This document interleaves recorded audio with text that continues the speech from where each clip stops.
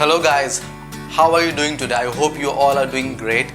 सो जो आज हम टॉपिक कवर करने वाले हैं वो भी काफ़ी इम्पॉर्टेंट है, that is related to staff notations. आप में से काफ़ी लोगों ने ये सुना होगा और काफ़ी लोगों ने ये कभी भी नहीं सुना होगा। जैसे हम इंग्लिश पढ़ते हैं, इंग्लिश में हम क्या करते हैं, इंग्लिश इज़ इन लैंग्वेज, तो आपके पास एक लैंग्वेज है जिससे आप अपना कन्वे कर पाते हैं मैसेज। उसी तरह हिंदी एक लैंग्वेज है, उसी तरह maths is not a language but it has numbers, right? So through numbers you actually understand कि क्या उसकी कैलकुलेशन होगी, क्या उसका आंसर होगा when you calculate those numbers, right?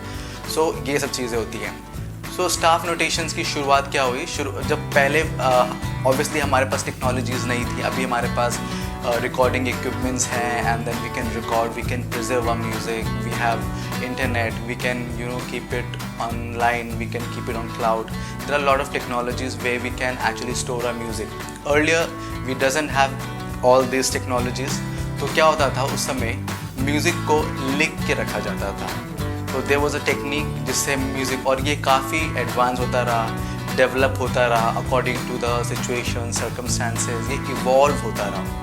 तो जो स्टाफ नोटेशंस है काफ़ी प्रेस्टिजियस चीज़ मानी जाती है। There are lot of musician those who know music but they don't know how to read and write music, क्योंकि ये जैसे आप म्यूज़िक के अंदर काफ़ी लोग डिग्री करते हैं, काफ़ी लोग एजुकेशन लेते हैं, तो उसमें ये सब सिखाया जाता है कि how you can read music, how you can write music, और इसमें ये बहुत प्रेस्टिजियस चीज़ होती है, काफ़ी इससे माना जाता है। और इंडिया में भी काफ़ी सारे म्यूजिशियन हैं those who know, and there are lot of musician those who doesn't know, and इसके लिए काफ़ी पेशेंस चाहिए होता है। और अगर आपको ये म्यूज़िक समझ में आ जाता है, ये स्टाफ नोटेशन समझ में आ जाती है, तो आपकी जो वोकैबलरी होती है, जो म्यूज़िक वोकैबलरी होती है, वो काफ़ी एनहांस हो जाती है। होता क्या है गाइज, जैसे कि आप समझ पाते हैं कि 4x4 बीट क्या होती है, हाई नोट्स क्या होते हैं, लो नोट्स क्या होते हैं। अभी आपको सिर्फ वर्ड्स पता है, you exactly doesn't know, most of you might have understood, but काफ़ी लोगों को ये खाली पता है कि ऐसी कुछ चीज़ होती है, बट इसको एक्सप्लेन नहीं कर पाते हैं, काफ़ी बार समझ नहीं पाते हैं कि होता क्या है। बट अगर आप स्टाफ नोटेशंस पढ़ेंगे तो you will actually start understanding it, the real value of all this things which are happening, ठीक है? सो अभी हम इसको डिवाइड करेंगे क्योंकि ये थोड़ा सा लेंदी हो सकता है।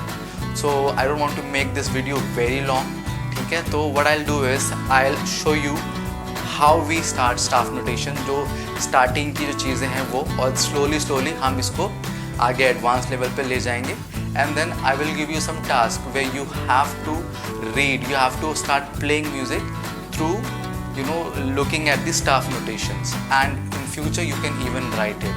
स्टार्टिंग में थोड़ा मुश्किल होता है, हमारे ब्रेन को ये अंडरस्टैंड करना बहुत कन्फ्यूजन होता है, क्योंकि most of the notes, most of the जो सिम्बल्स होते हैं वो सिमिलर होते हैं, तो there are lot of confusions, ठीक है?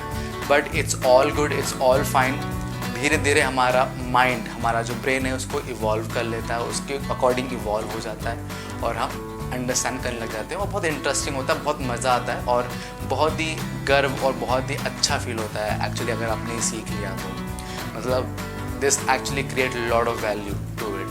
Okay, so alright guys, start करते हैं। ऑलराइट गाइस, सो मैंने यहाँ पर, आप देख सकते हैं, मैंने यहाँ पर कुछ बोर्ड पे लिख के रखा है, ठीक है? तो ये जो लाइन्स आपको दिख रही होंगी सामने, 5 लाइन्स, ठीक है? 1 2 3 4 5, right? So these 5 lines are called staff lines, STAFFLALINES। कहीं पे मैंने देखा है स्टाफ लाइन्स भी लिखा हुआ होता है, but generally we call this staff lines, ठीक है? सो ये स्ट्रिंग्स नहीं है, मेक श्योर। काफ़ी लोग कंफ्यूज हो जाते हैं, उनको लगता है कि दीज आर स्ट्रिंग्स, और मैं खाली ये जो नोटेशंस हैं या फिर ये स्टाफ नोटेशंस हैं, this is not only for guitar, this is for all the instruments, whatever you can say. It could be drums, it could be singing, it could be piano, it could be guitar, it could be ukulele, any instrument. If you understand this, you can actually play all those instruments, okay? You just need to understand the concept, and it really gets interesting once you know it, okay? So don't get confuse, I will tell you सबका काम क्या होता है। पहले कुछ चीज़ें देख लेते हैं कि जो आज के चैप्टर के लिए, आज के लेसन के लिए हमें इम्पॉर्टेंट है। ये एक सिंबल होता है, आपने बहुत देखा होगा, फिर इधर उधर मतलब काफ़ी यूज़ होता है यू नो डिज़ाइंस में, और अब पता नहीं, बट ये इसको बोलते हैं ट्रेबल क्लेफ, ठीक है, TREBELLE, ट्रेबल क्लेफ। और इसको जी क्लेफ भी बोलते हैं। इसको जी क्लेफ क्यों बोलते हैं वो भी बताऊंगा, इसे ट्रेबल क्लेफ क्यों बोलते हैं मैं वो भी बताऊंगा। और अगर आप इस तरफ देखिए तो यहाँ पर लिखा हुआ है एफ क्लेफ, ठीक है, इसको बेस क्लेफ बोलते हैं या फिर एफ क्लेफ। बेस मतलब BASS, okay, double S, some people write it BASE, वो उसका मतलब भी कुछ और हो जाएगा। तो मेक श्योर कि ये बेस क्लेफ है, ठीक है। अगर हम खाली गिटार बजा रहे हैं, if you are guitarist, not a bass guitarist, but if you are a guitarist, then we only require this, okay. And if we want to play bass guitar, then we only require bass clef. And if we are keyboardist और pianist, we require both, we require treble clef, we require bass clef, ठीक है, क्योंकि उसमें दोनों हाथ use होते हैं और दोनों चीज़ें यूज़ होती हैं। अगर आप सिंगर हैं, आप अगर फीमेल सिंगर हैं तो आपको ये ज़रूरत होगी, और अगर आप लड़कों में मेल सिंगर में हाई गाते हैं तो भी आपको इसी की ज़रूरत होगी। पर अगर अदर साइड आप अगर बेस गाते हैं, आपकी आवाज़ हैवी है, ठीक है, तो आपको ये यूज़ करना पड़ेगा। और अगर आप बैरिटोन है, जैसे लो में हाई, जैसे मेरी आवाज़ है, मेरी आवाज़ बहुत हैवी नहीं है बट मेरी आवाज़ बहुत हाई भी नहीं है, तो मैं भी इसी कैटेगरी में आऊँगा, ठीक है। So make sure this is called staff lines, this is called treble clef, this is called bass clef, right?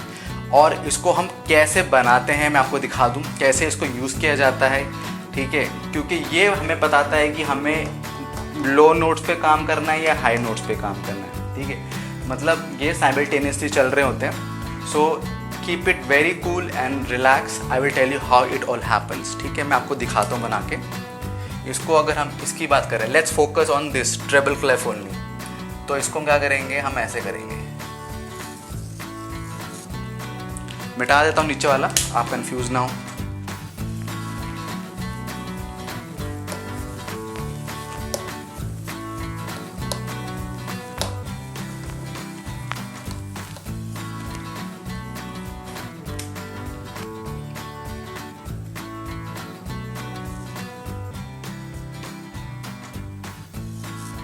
तो ये ऐसे बनता है, ठीक है।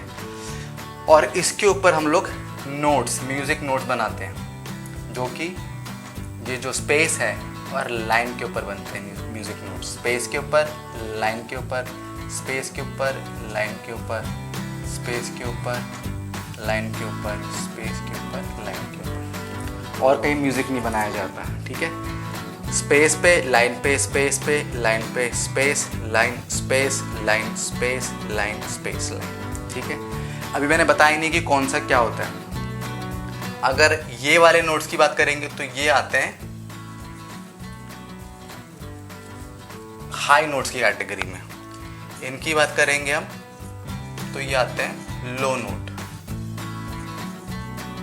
लो नोट्स होते हैं, ठीक है, यानी कि ये हाई साउंड करेंगे, ये लो साउंड करेंगे।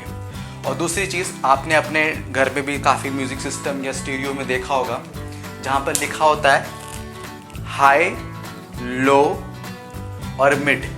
अगर आपके पास स्टीरियो होगा या म्यूज़िक सिस्टम होगा, उसके अंदर ये 3 कैटेगरीज आती हैं। तो जो हाई होती है उसका मतलब होता है ट्रेबल, किसी किसी में ट्रेबल ही लिखा हुआ होता है, और जहाँ लो लिखा हुआ होता है वहाँ पर बेस लिखा हुआ होता है। काफ़ी जगह पे आप नोटिस करना, if you have some music system, उसमें बेस या लो लिखा हुआ होगा, ट्रेबल या हाई लिखा हुआ होगा। ट्रेबल मतलब हाई, बेस मतलब लो, और मिड ही लिखा हुआ होगा। मिडी मतलब मिड, मतलब not MIDI but mid. Mid मतलब कि बीच की sound, which is not very high, which is not very low. तो आज की क्लास के लिए इतना काफ़ी है। Make sure guys you need to understand this is called treble clef, this is called bass clef, and this is called staff lines, and this is how we write music. So आगे की जो चीज़ होंगी मैं आपको next lesson में बताऊंगा, ठीक है। इतना खाली क्लियर कर लीजिए। Thank you so much.